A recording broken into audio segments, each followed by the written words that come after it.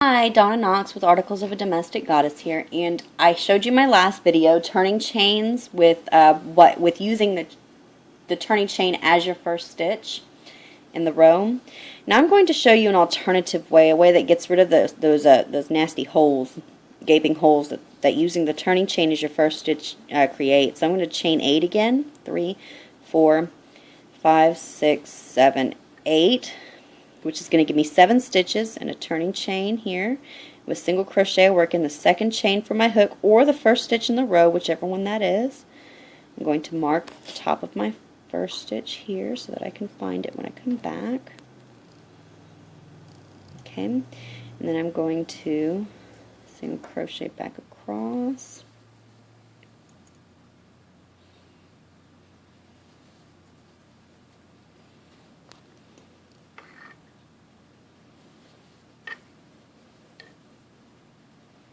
Okay, so I've got 7 single crochets here. Here are my 7. You can see my V's here. Okay, I'm going to chain 1 for my turning chain. I'm going to skip the turning chain. I'm going to work into the first stitch in the row for my single crochet. That never changes, ever, ever, ever. You're always going to single crochet, work into the first stitch in the row, and just forget you even have a turning chain there. So I'm going to mark my first stitch just because I like to do that even now. It's helpful to see that. Okay, I'm going to work 7 single crochet back across. Oop.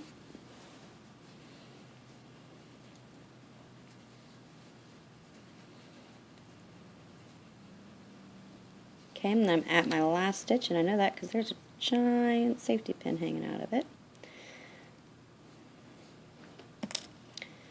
And you can see, and I don't know why I can't do this right now. Okay, sorry about that. You can see your turning chain here. You can see your turning chain right there.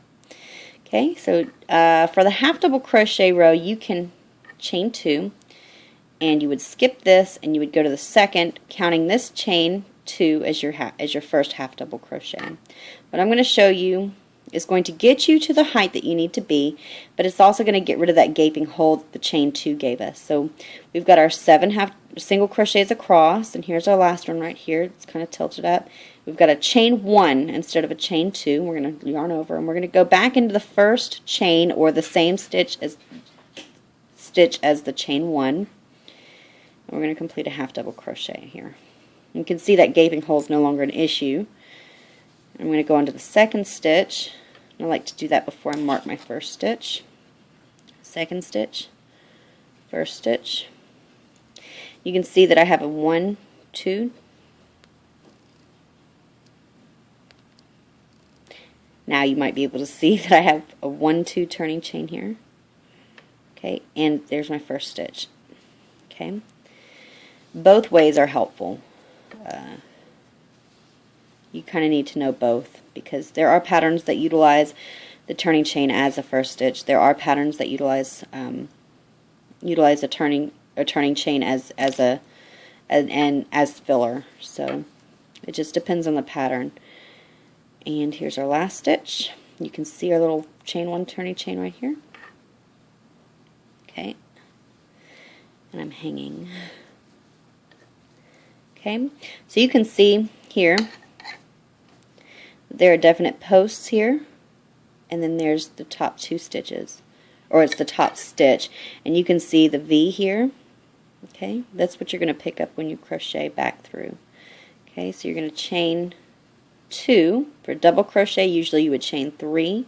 You would skip the first, which is the same stitch as the chain 3, and you would go to the second.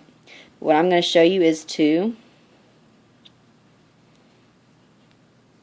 chain 2, yarn over and go back to the first just like a single crochet. You're going to complete your double crochet there. Now you can see that this little chain 2 is going to be an issue, and I'll show you when we're finished with this row. Second stitch and the second stitch. Mark my first. And you can see my chain 2 here, 1, 2, in my first stitch and my second stitch. I'm going to keep going. 3, 4, 5,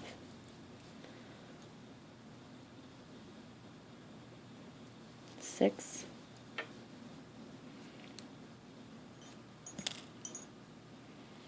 and 7, which is much easier to pick up both loops. If you notice with the turning chain as a stitch, it was very difficult to pick up the front loop. Okay,